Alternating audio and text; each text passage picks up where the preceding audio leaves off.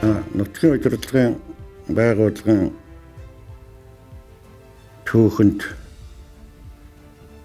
олон жилийн хугацаанд ардын хурал, ардын депутатуудын хурал, иргэдийн төлөөлөгчдийн хуралд сонгогдож томилогдсон ажиллаж байсан үе үеийн нийт хүмүүстэй юунын 30 жилийн баярын мэндчилгээ дэвшүүлье. Би амьдралынхаа бүх хугацаанд ирэн нутгийн удирдлагын байгууллага буюу ардын хурал, иргэдийн төлөөлөгчдийн хуралд ажилладаг 34 жил.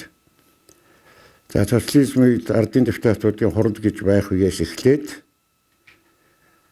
1992 он шинэ үндсэн хуулиар нутгийн ойроо удирдах байгууллага иргэдийн төлөөлөгчдийн хурал бий болсноос хойш хугацаанд нийтдээ 34 жил энэ байгууллагын халуун галтгоонд үе үеийн энэ хуралд сонгогдож томилогдож ажиллаж байсан нөхдүүдтэйгээ хамтран гар нийлж ажилласан байна. За мэдээж ардын депутатуудын хурал гэж би ярьлаа. Социализм үед чинь ардын депутатуудын хурал, ардын гүйцэтгэх захиргаа хоёр хамтдаа ажилладаг байсан. За энэ үед би зохион зааварлах хэлтсийн дараагаар ажиллаж хурлын бүх шатны ажилд оролцдог байсан. За 1982 оны 12 сард үндсэн хуульд нэмэлт өөрчлөлт орж ардын хурал гэж ардын хурал гүйцэтгэх захиргааг бие даасан байгууллагууд болгож салгаж байгуулсан.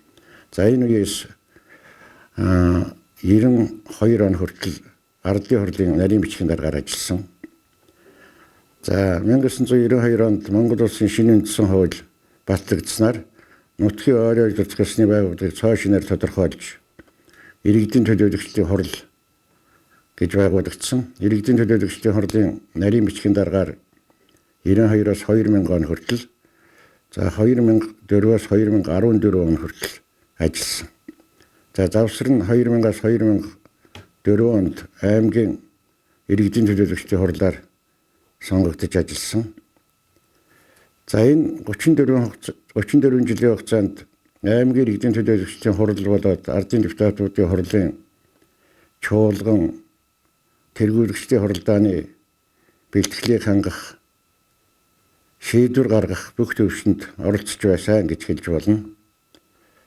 За 92 оны шинэ үндсэн хуулиар иргэдийн төлөөлөгчдийн хурал байгуулагдсан цагаас хойш ер нь орон нутгийн ойроо удирдах ёсны байгууллага гэдэг бол шин түүхээ бичиж эхэлсэн. За орон нутгийн ойроо удирдах ёсны байгууллага жинхэнэ ёсоор төлөвшөж ирсэн үе гэж хэлж болно. За энэ үеэс 96 оноос иргэдийн төлөөлөгчдийн хурал орон тооны даргатай, нарийн бичгийн даргатай, ажлын албатай бие даасан төсөвтэй болж ер нь орон нутгийнхаа тулгымдсан асуудлыг бие даан шийдвэрлэх бүрэн эрхтэй болж ажиллаж ирсэн. Нутгийн удирдлага гэдэг нь нутгийн ойроо удирдах ёсны байгууллагыг төлөө удирдлагатай хосолж хэрэгжүүлнэ гэж.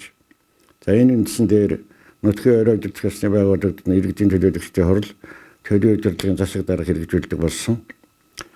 За 92 онд анх бий болж байх үед бол би хэлсэн хурал гэдэг ойлголт бараг байхгүй. Ер нь хурал бараг юу хийхээ мэдэхгүй шахуу. За хуулиар тогтоосон эрх өөргөнч хязгаарлагдмал төсөв хөрөнгийн хувьд ер нь бас хомсдуу ийм хүнд нөхцөлд ажиллаж эхэлсэн. За 30 жилийн хугацаанд энэ байгууллага үнэхээр төлөвшөж оршин тогтнож хөл дээрээ боссон гэж хэлж болно. За 92 оны антай харьцуулахад одоогийн иргэдийн төлөөлөгчдийн хурал ер нь сонгуулийн ардчлалын зарчмаар сонгогдгийн хувьд ч гэсэн ер нь үйл ажиллагааны цар хүрээний хувьд асар их төлөвшсөн ийм байдал харагдаж байгаа. За энэ хугацаанд мэдээж хөгжлийн янз бүрийн шатанд өнөөдөр ихтэл ер нь орон нутгийн удирдлагын эрх зүйн орчин бас нэдэд шинжлэгдсэн. Их олон хуулиар иргэдийн төлөөлөгчдийн хурлд эрх олгосон. Олон хуулиар иргэдийн төлөөлөгчдийн хурлын эрх үүргийг нэдэд өргөгдсөн. Орон нутгийн бие даасан хөгжлийг хангах тэр боломж нь бас бүрэн хангагдсан гэж хэлж болно. Тийм учраас энэ 30 жилийн хугацаанд ер нь нутгийн удирдлагын байгууллага шинэ маягаар орчин үеийн шаардлагад нийцсэн ийм төвшөнд хүрсэн гэж ингэж үздэг. Яагаад гэвэл би дээр хэлсэн социализмын үед одоо иргэдийн ардын хурал гэж байх чинь ардын хурал гүйцэтгэх захиргааны нэгдмэл тэр гүйцэтгэх захиргааны хурлынхаа эрх хэмжээг одоо бараг орлдог. Тэгэхээр сонгуул гэхэд хэлбэрийн төдий өөрөөр хэлбэл нэг намаас нэг хүний нэр дэвшүүлэл 100% саналаар одоо сонгодог ийм л байсан.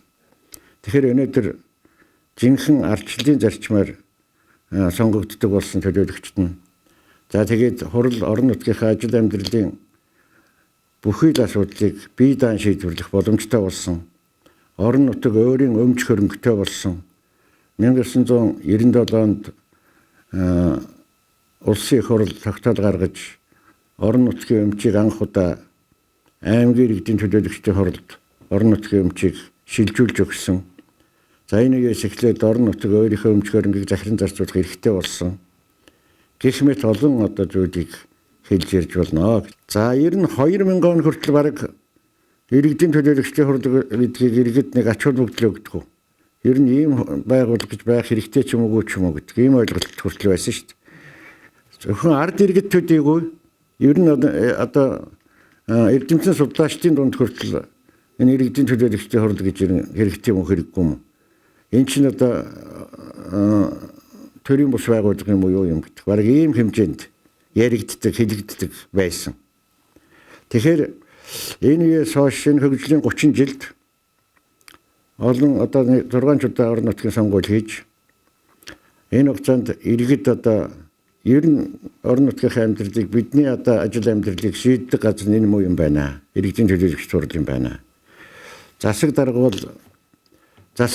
үйл ажиллагаанд хяналт тавьдаг тэрнийг одоо бас удирдах чиглүүлдэг байгууллага нь энэ муу юм байна гэдгийг одоо ойлгодог болсон. Нутгийн ойр удирдах ёсны байгууллага гэж шинэ үндсэн хуулиар томьёолоод тэгээд засаг захиргааны нутгийн нэгжийн удирдлагын хууль батлагдаад яг шинэ үед хөл гараач олоогүй байсан.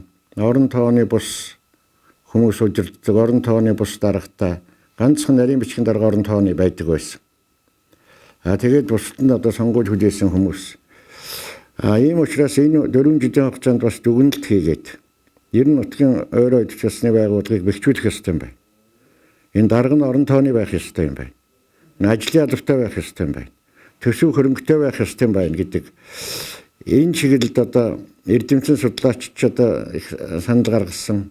За тэгээд улсын их хурал 97 онд тогтоол гаргаж орон тооны даргатай болгож ажлын албатай байхаар ингэж шийдвэрлсэн.